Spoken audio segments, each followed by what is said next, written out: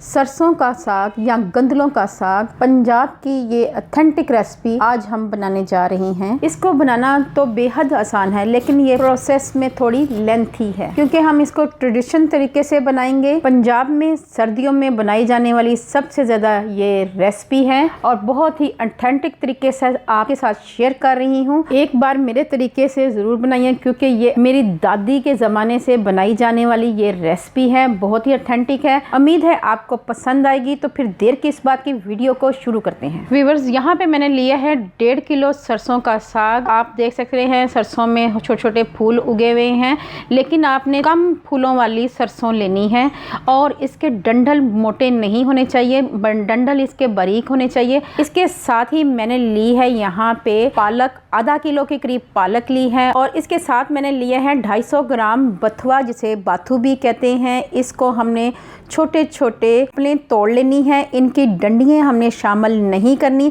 इनके पत्ते तोड़ने हैं। व्यूअर्स, अक्सर लोग बथुआ या बाथू ऐड नहीं करते, लेकिन आप जरूर ऐड करें, इससे जायका बहुत ही मजेदार बनता है। व्यूअर्स, कुछ लोग इसमें मेथी भी शामिल करते हैं, उससे भी जायका अच्छा बनता है। सबसे पहले हम साग को अच्छी तरह कट कर लेंगे, लेकिन इसके मोटे मोटे डंठल जो हैं वो तोड़ लेंगे और बारीक बारीक डंठल इसके रहने देंगे और एक बंच बना लेंगे और इसको अच्छी तरह कट कर लेंगे। बहुत ध्यान से आपने काटना है और बारीक हम इसलिए काट रहे हैं कि ताकि अच्छी तरह ये आसानी से पक जाए, इजीली गल जाएगा। अगर आप मोटे मोटे काटेंगे तो इसके जो तिनके हैं बाज़ दफ़ा मुंह में आते हैं, वो अच्छे नहीं लगते। तो कोशिश करें इसको बारीक बारीक काटें। अब हम इसको ट्रांसफ़र कर लेंगे एक बास्केट में। इसके बाद मैंने बथुआ लिया है, बथुए को हमने तोड़ना है, पत्तों को हमने इसमें डंडियाँ ऐड नहीं करनी। बारीक बारीक डंडियाँ आप ऐड कर सकते हैं, लेकिन आपने कोशिश करनी है कि इसके पत्ते ही ऐड करें और डंडियाँ ऐड ना करें। इसी तरह हम तमाम कर लेंगे। ये व्यूअर्स, आप देख सकते हैं मैंने तमाम बथुआ तोड़ लिया है और इसके बाद हम इसको कट कर लेंगे। बरीक बरीक हमने इसको कट कर लेना है। जिस तरह हमने साग को कट किया था, सेम इसी तरीके से हमने बथुए को भी काट लेना है। व्यूअर्स, अब लास्ट में हम इसमें ऐड कर देंगे पालक। पालक डंडियाँ लेनी है और इसमें जो पीले पत्ते हैं या तिनके हैं वो आपने हरगिज़ शामिल नहीं करने। अगर आप इसको शामिल करेंगे तो आपका साग का जायका ख़राब हो जाएगा। तो आपने सिर्फ नरम नरम कॉम्पलें ऐड करनी है और येलो पार्ट ऐड नहीं करना। और इसके बाद हमने इसकी डंठल भी ऐड नहीं करनी और इसके जो पत्ते हैं सिर्फ वही लेने हैं और इनको भी हमने बारीक बारीक कट कर लेना है और इसको भी हम अब ट्रांसफ़र कर देंगे एक बास्केट में। इसी तरह हमने तीनों को अच्छी तरह काट लिया है और इसके बाद इनको 2 से 3 पानी से अच्छी तरह हम धो लेंगे। धोकर अच्छी तरह इनको साफ़ कर लेंगे। ये व्यूअर्स, आप देख सकते हैं कि हमने बथुए को, पालक को और साग को अच्छी तरह धोकर साफ़ कर लिया है और माशाल्लाह माशाल्लाह बहुत अच्छा साग लग रहा है हमारा। चलें व्यूअर्स, आप फिर पकाना शुरू करते हैं। सबसे पहले हम प्रेशर कुकर में 1.5 गिलास के करीब पानी ऐड करेंगे और 1 चम्मच भर कर नमक का ऐड कर देंगे और इसको कवर कर देंगे और बॉयल आने का वेट करेंगे। बॉयल आ चुका है, अब हम इसमें साग ऐड करेंगे। आज हम साग जो है प्रेशर कुकर में बनाएंगे। पानी गर्म था इसलिए साग बहुत जल्दी नीचे हो जाएगा, अपना पानी रिलीज़ करेगा ये साग। अब हम इसमें ऐड कर देंगे पालक।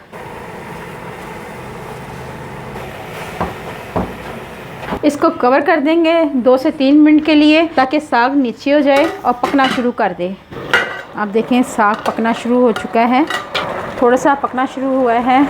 अब हमने इस स्टेज पे आके इसमें बाथू ये ऐड कर देना है ताकि ये अच्छी तरह नीचे हो जाए, हमें प्रेशर लगाने में कोई दिक्कत पेश ना आए। क्योंकि ये पत्तों वाली सब्ज़ी है, इसमें प्रेशर लगाने में काफ़ी मसला आ सकता है क्योंकि हमें जब भी प्रेशर लगाना है तो उसकी लिड पे थोड़ा सा ऑयल लगा लेना है आपने। ठीक है व्यूअर्स, इसके साथ ही हमने इस पे ऐड कर देनी है 10 से 12 हरी मिर्चें, क्योंकि हमने इसमें लाल मिर्चें ऐड नहीं करनी।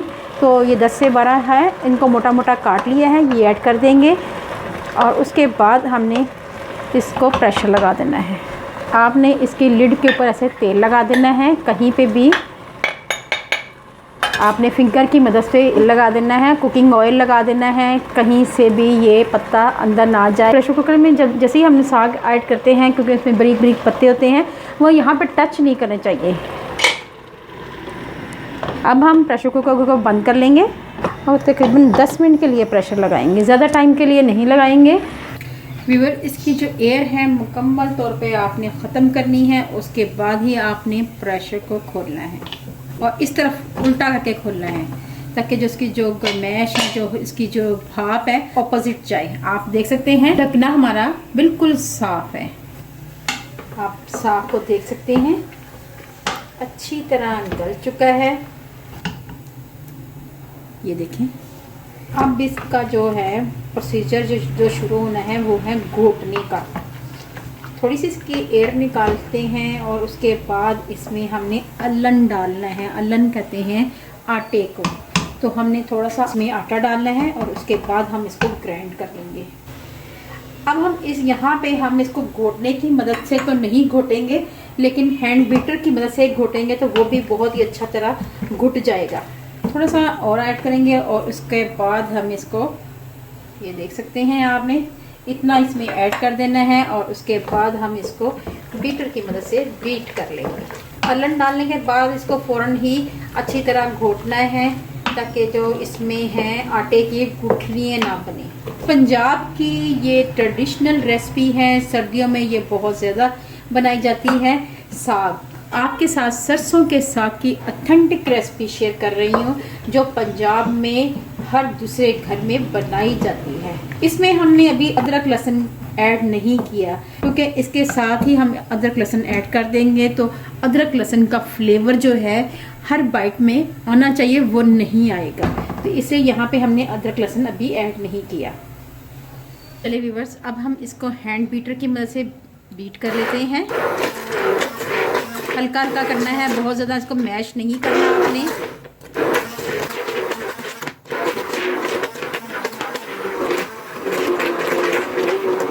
तो व्यूअर्स, आप देख सकते हैं इसको अच्छी तरह हमने बीट कर लिया, लेकिन बहुत ज़्यादा बीट नहीं करना कि ये सिर्फ एक लई की तरह नहीं बनना चाहिए, एक दानेदार साग बनना चाहिए। मेरी कोशिश ये है कि मैं आपको बहुत ही आसान तरीके से साग बनाने की रेसिपी बता रही हूँ जिसको आप झटपट बना लेंगे।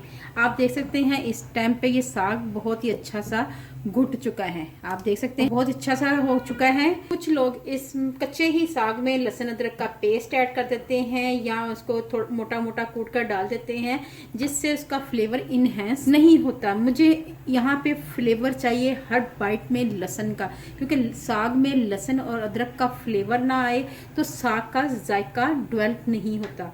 तो इसके साथ साथ कुछ लोग इसमें प्याज भी ऐड कर लेते हैं। यहाँ पे हमने ना प्याज ऐड करना है ना टमाटर ऐड करना है, सिर्फ लहसुन अदरक ही ऐड करना है। चलिए व्यूअर्स, इस स्टेज पे हमने चेक कर लेना है कि इसमें नमक कम है, ज़्यादा है, मिर्च कम है, ज़्यादा है, तो ये चेक कर लेते हैं। व्यूअर्स, मुझे यहाँ पे मिर्च जो है परफेक्ट लग रही है, लेकिन नमक थोड़ा सा कम है तो वो मैं आखिर में ऐड करूँगी। तड़के के लिए हम यहाँ पे देसी घी का इस्तेमाल करेंगे। जैसे ही देसी घी मेल्ट हो जाए तब हम इसमें लहसुन अदरक शामिल करेंगे, ढेर सारा लहसुन और अदरक शामिल करेंगे।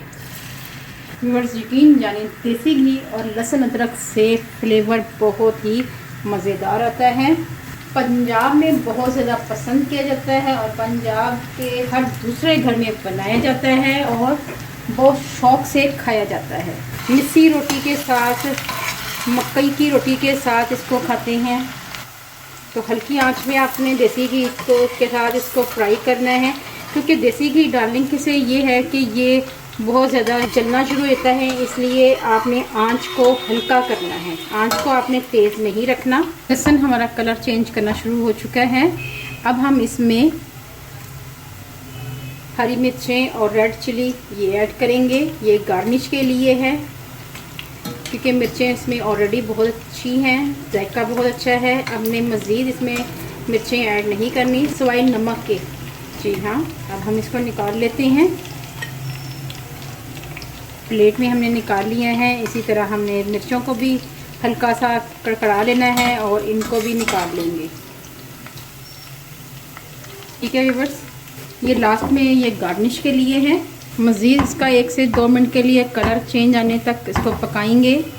अब हमने सरसों के साग को उतना ही तड़का लगाना है जितना आपने इसको इस्तेमाल करना है। बाकी आपने बचा कर किसी कंटेनर में डालकर फ्रिज में रख सकते हैं। और दोबारा 1 से 2 दिन के बाद जब दिल चाहे निकाल कर आप इसको इस्तेमाल कर सकते हैं। लहसुन अदरक का पेस्ट कलर चेंज हो चुका है। अब हम इसमें ऐड करेंगे साग। जितना हमने इस्तेमाल करना है उतना ही इसमें ऐड करेंगे।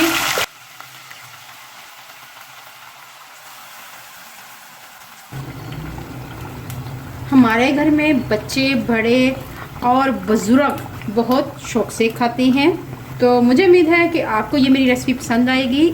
अगर आपको मेरी ये रेसिपी पसंद आई है तो फैमिली, फ्रेंड, रिश्तेदारों में लाजमी शेयर करें। ठीक है व्यूअर्स, मैंने हाफ़ इसमें ऐड कर दिया क्योंकि मुझे जितना चाहिए था मैंने उतने को ही तड़का लगा लिया है। ठीक है व्यूअर्स, अगर चाहें तो लास्ट में इसमें हम अब ऐड कर देंगे गरम मसाला और उसको भी मिक्स कर देंगे।